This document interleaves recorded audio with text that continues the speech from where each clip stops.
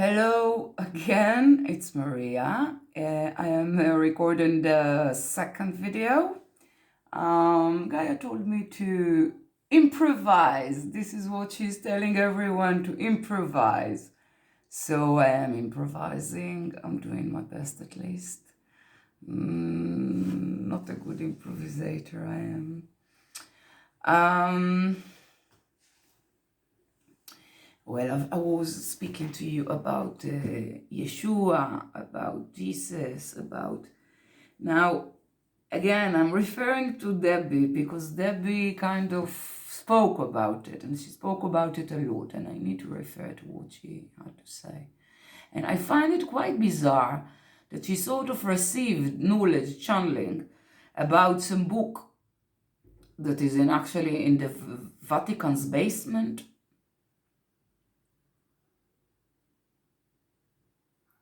She, the Jew, received the knowledge about the book, secret book in the Vatican basement. I find it very weird. You know why?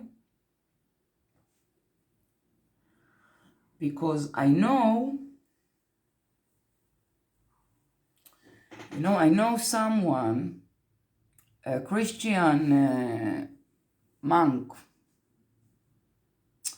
that also received knowledge, channeling, received from the divine, also about the book. But this time it's not in the Vatican basement.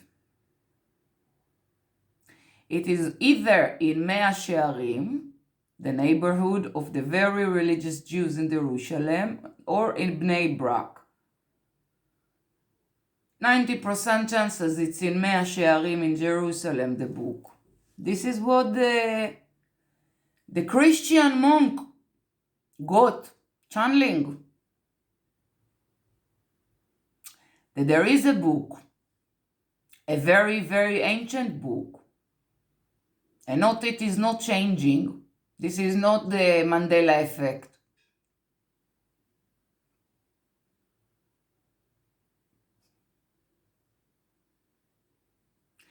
There is a book in Mea Shearim, also in a basement, but hidden very, very well, locked behind many locks.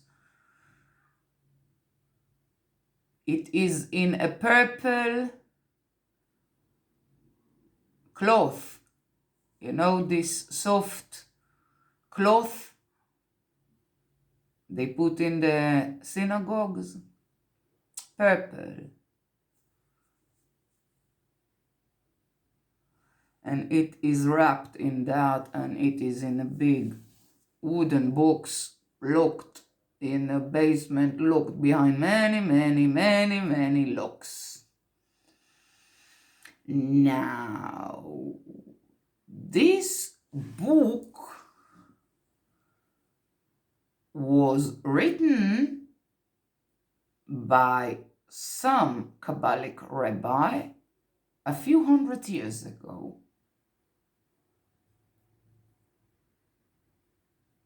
And this rabbi had another ancient book which taught him all kinds of things. And the other ancient book was written by Yeshua himself. This rabbi had the only original writing of Yeshua himself.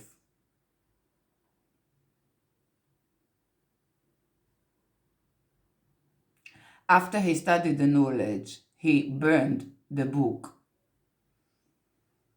that Yeshua wrote. I forgot the name of this rabbi.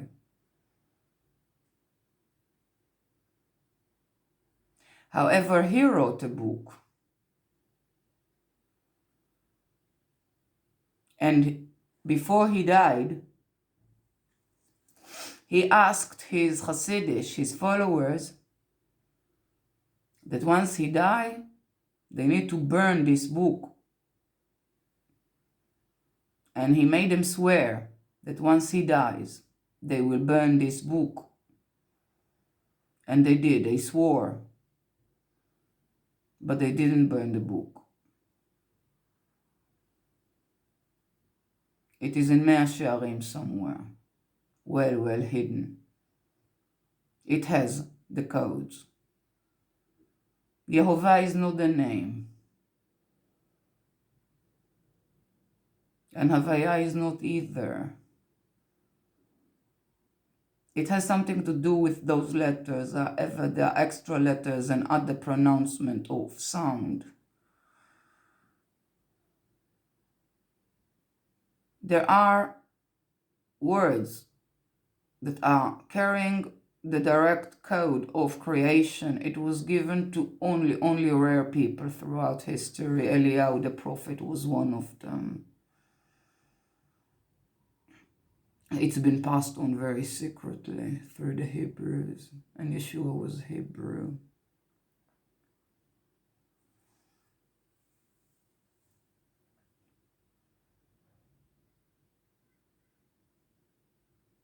It has the exact code, what they say, Hashem HaMeforash, the name of the Creator, so-called. It's not the name, it's just the code name. Once you say it out loud, in certain circumstances, probably in certain rituals, it is when matter becomes spirit. You can reach those supernatural abilities like walking through walls. If you say it, it's a strong frequency of sound and it's coded. It's like a command to the matrix. And they say Yeshua used it, he probably did. Now, this rabbi also used it and made a lot of magic.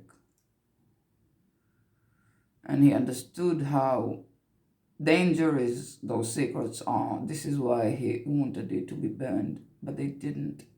It's there somewhere in Jerusalem, probably, most chances. I don't know who has it. It's been passed on from one generation to another, all secretly, father to son. There are only like 6 or 7 people that even know about this existence, and those that are in the secret, you know. I'm not going to expose it. I don't know what you should do with it, but I'm just telling you that somehow those Christians, low level, non-shifted, unawakened, really? How do you call them, Debbie? Devora. So, you know, lousy channelers, low level, you know, very low level. And they are getting those messages. It's probably nonsense, you know.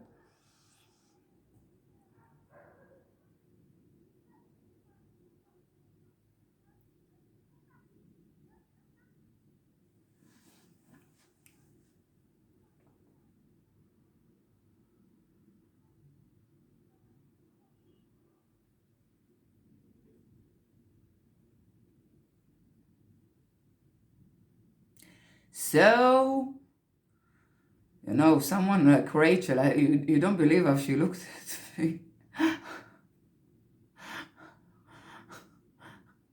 Let's say that ואהבת לרעך כמוך, you should love your friend like you love yourself. This is what Yeshua was trying to teach everyone. They didn't really understood it. That this is like the whole Torah. So she didn't really understand that, and she doesn't include me or people like me or that look like me in this sentence, you know. I am not a friend, so she's not supposed to love me. I'm a Goya or a Christian monk. What a Goya, and used to be a Jewish woman, and ooh, what a sinner. Oh, עובדת אלילים, ooh, see. They speak about many things, they don't really do it. We do things quietly, we don't speak too much. Each one is doing his job on this planet, you know.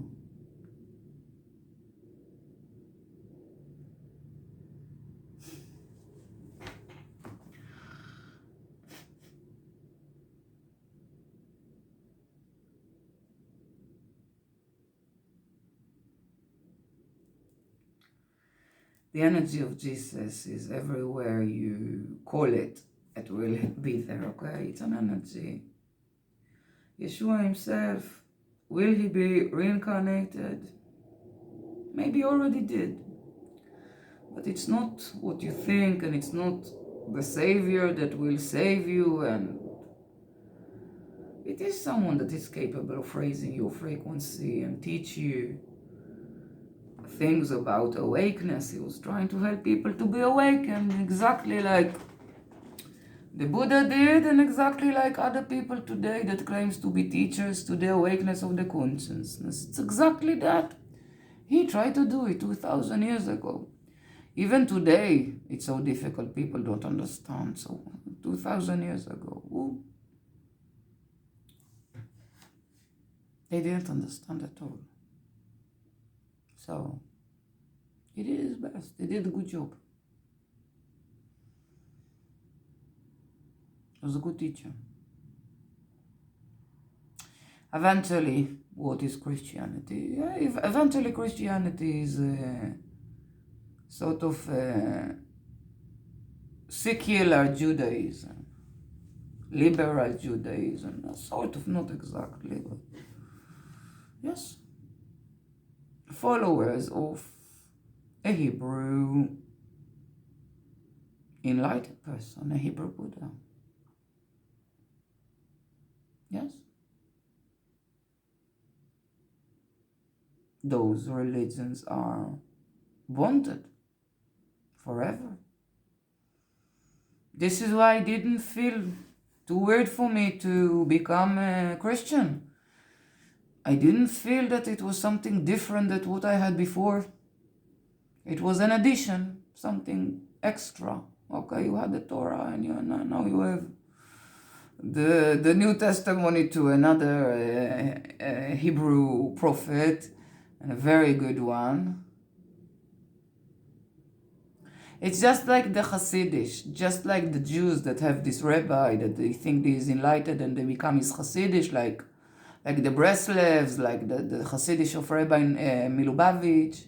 Just like that, the Christians are Hasidish of Yeshua. That's it. Following a certain teacher more than you follow the rest. You appreciate his philosophy more than the others. It's fine. It's just philosophy anyway. It's just stories anyway. Eventually, it is all one creator, we are one entity. Everything is one. They are not really religions, in the spiritual level. There are no religions. No religions, no races, no everything is one big humanity. It's not really important. Religions are philosophies and communities. Combination of a community that is created surrounding a certain philosophy. That's it. This is religion. The fact that some religious institutions are corrupted, it's everywhere. But you can say it about politicians, and you can say it about all kinds of companies, tycoons. You can say it about every community or every group of people. Yes, sometimes it's like that, but most of the time it's not. Most of the Christian people are doing good jobs. I work with many, many nuns. Eventually, you do what is necessary, and it's a lot to do with taking care of sick people, children, orphans, old people. You do a lot of what they call a mitzvah. Mitzvah, we do the most important mitzvahs. And it's to help other people, especially those in need, that need protection. And yes, many times, you can call it missionaries. These missionaries, those missionaries brought a lot of wisdom to all kinds of places around the world that would never have this knowledge or this wisdom, that were completely primitive, So Yes, the Christian missionaries did a lot of good job.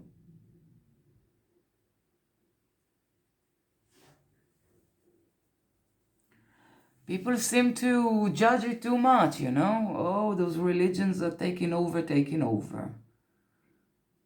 Something else could have taken over, and it could be much worse than the teaching of Yeshua. You can say, okay, Yeshua didn't leave too much behind. We don't know exactly what he was trying to teach you. Whatever it is, it's much better than any other philosophy will be given to you by some financial corporation. Facebook. Who do you want to give you instructions, more or less?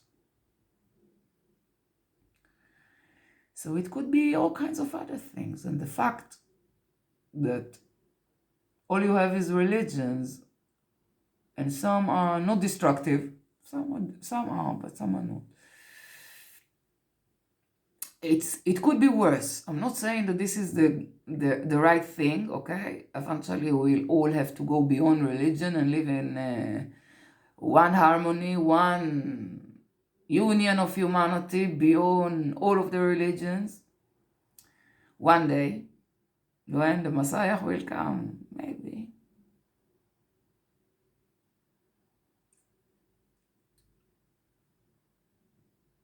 Until then, we do what we do. You do what you can. You don't live here alone, you know. You are surrounded by many people, and those people have their perception, and you find your way, you know. You find your way to communicate, even though you know things they don't know. They might consider your costume too much. But many people will need this costume to be guided. Without the costume, they will not listen to you.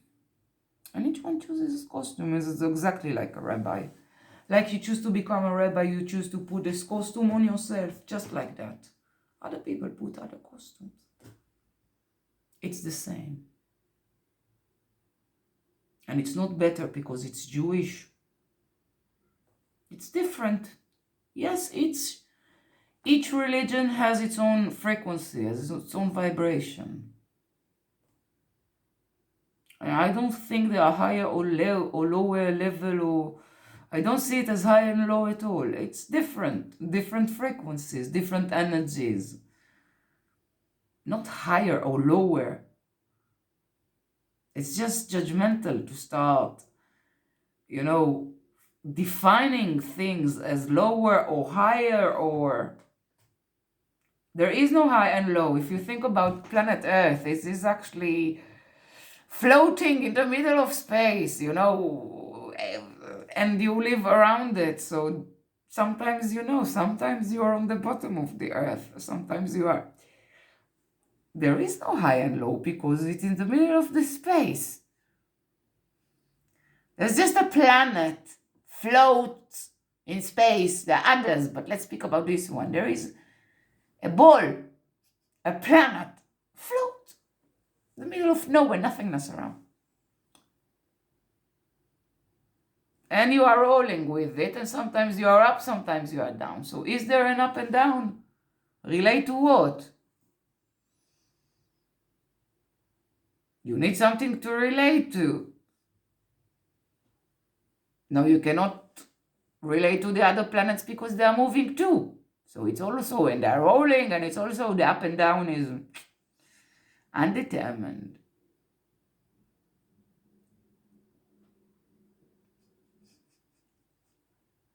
So there is no higher or lower. It's just frequencies, tensities of energy, not higher or lower. Just different density.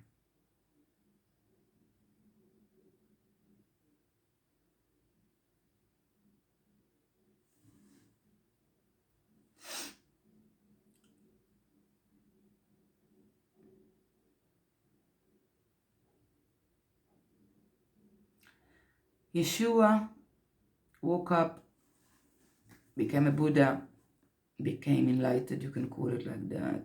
He was a messenger. Yeah, it is sort of a Messiah syndrome. They all have it. He had it like all of the other prophets, and people are still having it, and in all kinds of forms. So he was just doing his best to deliver the messages he was receiving from the divine, the creator. Chandler, yes.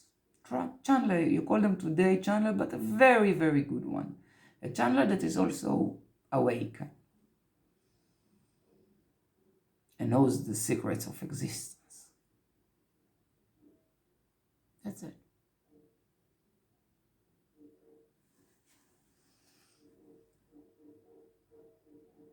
Was he the savior of humanity? There are no saviors. Was he a Messiah? Yes. What is a Messiah? Yeah. A Messiah was one of the Hebrew prophets, one of the Hebrews that woke up, became enlightened, received knowledge from the light itself, became a messenger. Messiah is Hebrew, Jewish, not Jewish, Hebrew messenger. There are other messengers. There are messengers of the Hindus, messengers. Every nation have its messengers. Messiah are the messengers of the Hebrews. He was a Hebrew man, and he was a messenger. He was a Messiah. The Messiah?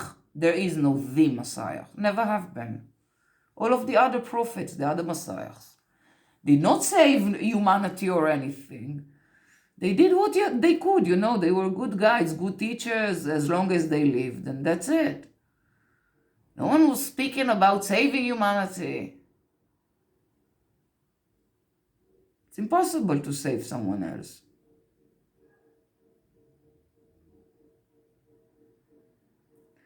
So no saviors. Messiah, yes, he was a Messiah. Was he the only Messiah? No. There were other Messiahs. And there are still Messiahs today. The question is, who is talented? Because so many Messiahs you have today. Most of them, if you listen to them, because we have all kinds of people coming to the church, claiming to be Jesus, claiming to be the Messiah. I spoke to quite a lot of them.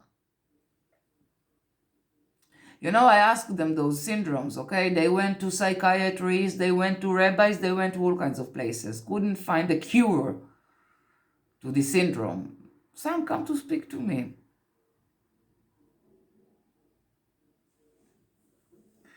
I asked them, and they are claiming that they are the Messiah or the Jesus, the one and only. And there is no one else. They are the saviors. I asked them something very simple. How long have you been a Messiah? And they'll tell me usually it's at least 6 months because they've been in other places seeking for answers until they found me. Okay, what is your message to humanity? So, give me like the bottom lines, a few sentences. What is human? People need to wake up. Their consciousness is asleep. They need to wake up. They need to go vegan. They need to plant trees of fruits everywhere. They need to become good people, to purify themselves. What else? This is the main things.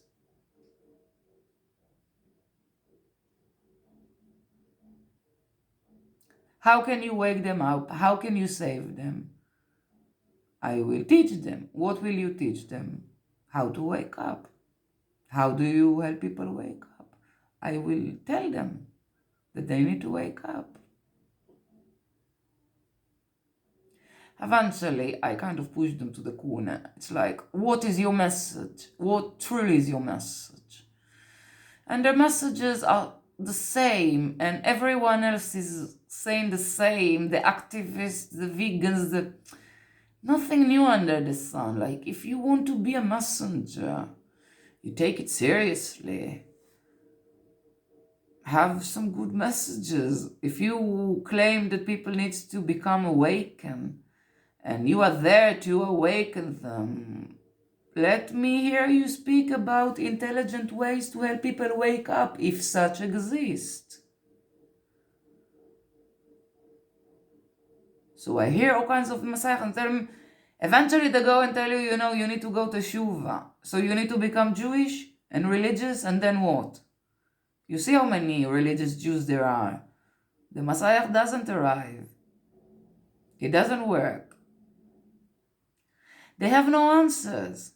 They are driven by this inner voice, and it is true and everything, but they are, someone said they're uncooked. Yeah, uncooked. They don't have anything to say that people would even bother listen.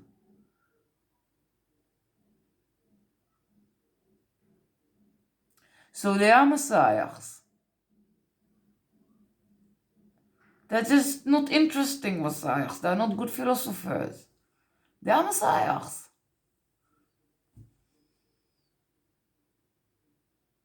The way they are, if someone will listen to them, will be maybe people in Africa. They'll go to Africa, that'll make them a messiah. Or to India. But in the Western world, people will not take those messages too seriously because they hear it everywhere and there's nothing new under the sun. And what do you want from us? Why do you say you are Jesus or the Messiah if whatever you say, it's said like a billion times everywhere on every television channel? And what do you want? So people will not take them seriously. They are messiahs. They are messengers, just not very talented ones.